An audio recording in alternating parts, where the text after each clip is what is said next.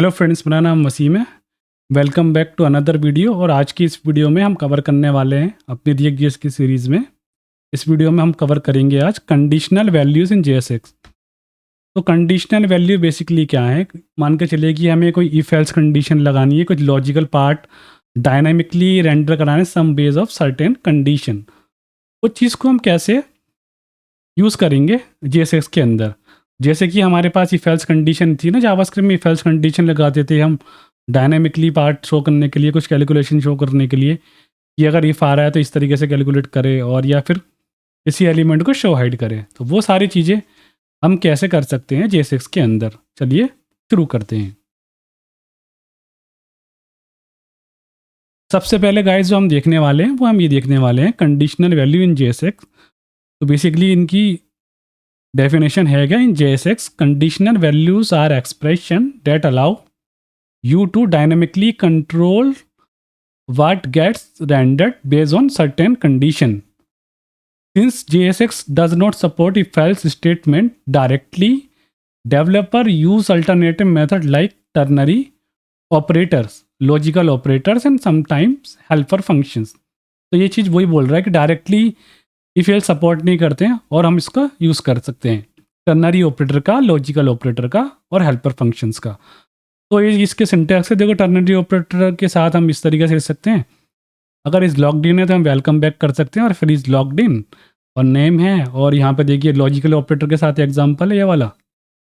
ये जो एग्जांपल है ये लॉजिकल ऑपरेटर के साथ है, ये को यहाँ पे ये लॉजिकल के साथ है। और एक कस्टम फंक्शन भी बना सकते हैं हम, based on the parameter certain condition हम रिटर्न कर सकते हैं, like is loading error record etcetera. और इस फंक्शन को हम कैसे कॉल करा सकते हैं इसमें? तो सबसे पहले देखते हैं कि हम जावास्क्रिप्ट का कोड कैसे जेएसएक्स में यूज़ कर सकते हैं। चलते हैं अपने वीएस कोड पर, और ये हम वही वाला कंपोनेंट यूज़ कर रहे हैं जो हमने लास्ट वीडियो में बनाया था। तो हमने 3 टाइम्स कॉल किया हुआ है यहाँ पर। हमें 1 टाइम चाहिए तो हम 1 टाइम कर देते हैं। तो 1 टाइम रेंडर करते हैं तो हमें फ्रेगमेंट की रिक्वायरमेंट नहीं है, क्योंकि मल्टीपल चाइल्ड यहाँ पे है नहीं, सिंगल चाइल्ड है। सिंगल चाइल्ड के लिए हमें रिएक्ट फ्रेगमेंट की ज़रूरत नहीं पड़ने वाली है। इसको मैंने हटा दिया। ठीक है, सबसे पहले हम देखते हैं कि स्कार्ट कंपोनेंट के अंदर हम रेंडर कर दे सीखेंगे। ठीक है, जावास्क्रिप्ट के कोड को हम कैसे डिस्प्ले करा सकते हैं विद इन जेएसएक्स? तो उसके लिए हमारे पास क्या है? मान के चलिए कि मेरे पास एक नेम है लाइक जॉन डू। इसको मुझे यहाँ पे डिस्प्ले कराना है। एक पैराग्राफ बना लेता हूँ यहाँ पे। ठीक है,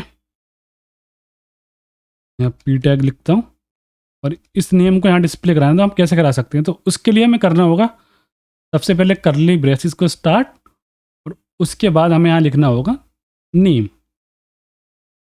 और उससे पहले हम जावास्क्रिप्ट का कोड कहाँ पे लिख सकते हैं? With in component.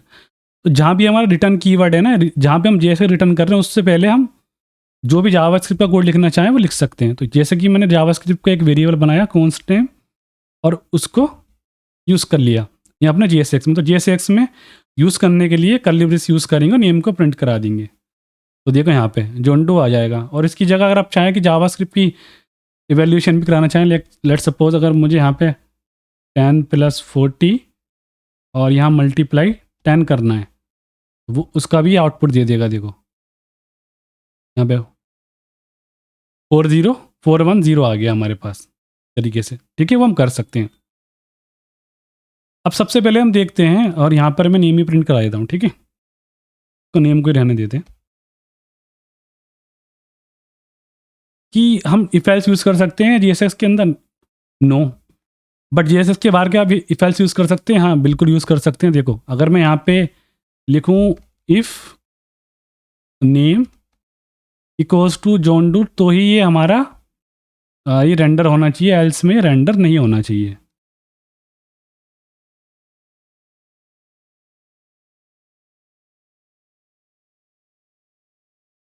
एक सेकेंड, हाँ अब देखते हैं।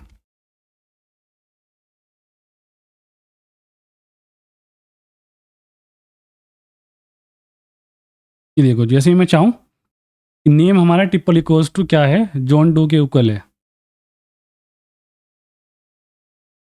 तो ये हमारा जो है कंपोनेंट रेंडर होगा, देखो इस तरीके से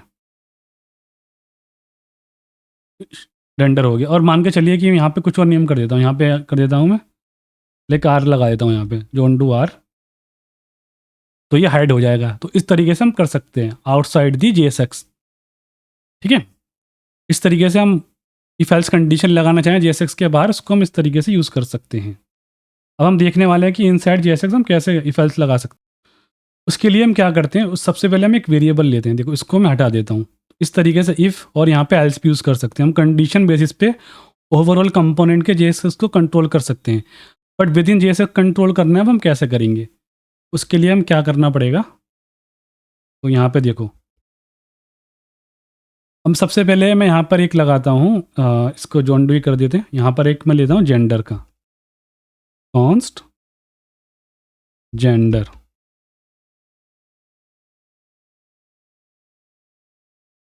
और यहाँ पे इस तरीके से ले सकते हैं हम, इज जेंडर, इज मेल लेते हैं हम इसको, इज मेल ट्रू।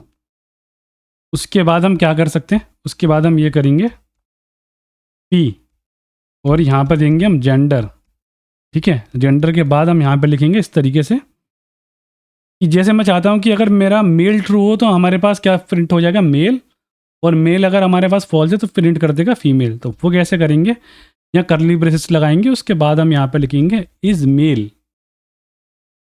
तो यहाँ पर लिखेंगे, यहाँ पे इज मेल के बाद यहाँ पे सिंगल कोट में देंगे, यहाँ पे हम लिखेंगे, और यहाँ पर मेल अगर हमारा ट्रू है तो मेल हो जाए, यहाँ पर आ जाएगा, और एल्स में क्या प्रिंट कर देगा ये, फीमेल,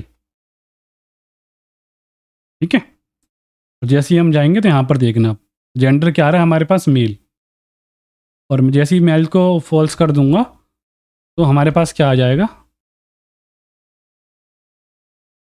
फीमेल, ठीक है।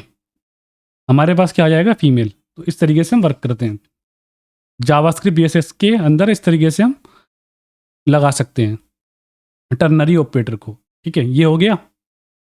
अब यहाँ पे देखो कि जैसे यहाँ पे हमने नेम प्रिंट कराया, मान के चलिए कि नेम में यहाँ पे नेम हमारा अनडिफाइंड आ रहा है, तो उसको हम कैसे हैंडल करेंगे।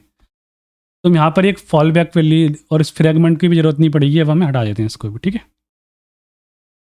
एक फॉल बैक वैल्यू देना चाहते हैं, तो फॉल बैक वैल्यू देखो यहाँ पे अगर नेम हमारा अनडिफाइंड आ गया, यहाँ पे तो ब्राउज़र पे कुछ आ ही नहीं रहा ना, तो फॉल बैक वैल्यू कैसे पास करते हैं, यहाँ पे लगाएंगे मोर ऑपरेटर, और यहाँ पर दे देंगे लाइक मैं इस तरीके से देता हूँ वसीम, यहाँ पर आ जाएगा, ठीक है। और यहाँ पर देखो, यहाँ पर एक लेते हैं हम, यहाँ पे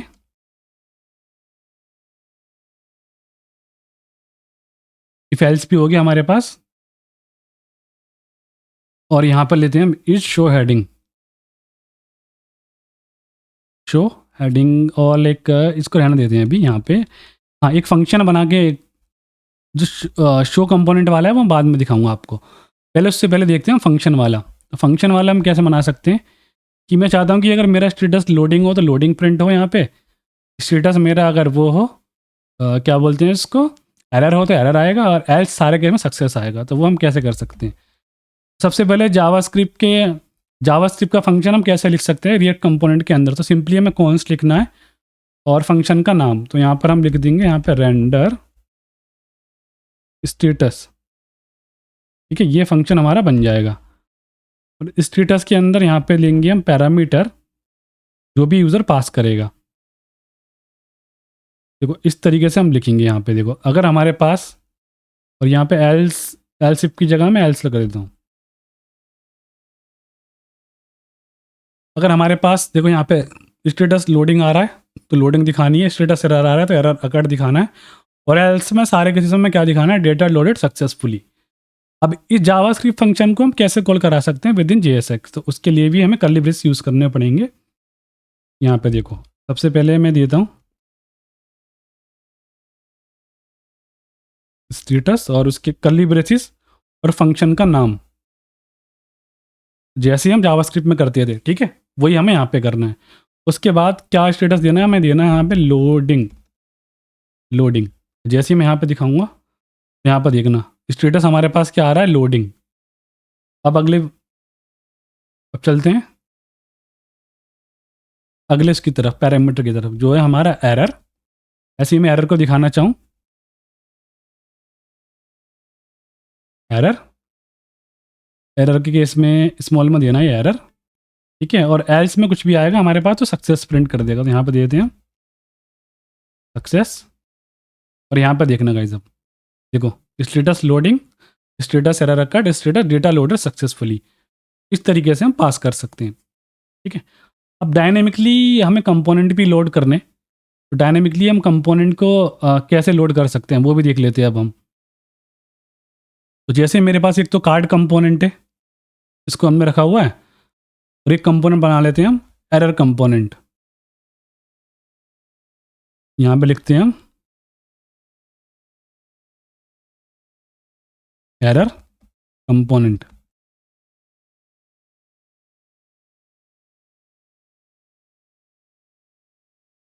यहाँ पे एरर कंपोनेंट क्या रिटर्न करेगा, सिंपली ये करेगा something went wrong please try again later. अब ऐप के अंदर हम क्या करते हैं, रिएक्ट फ्रेगमेंट को यूज़ कर लेते हैं।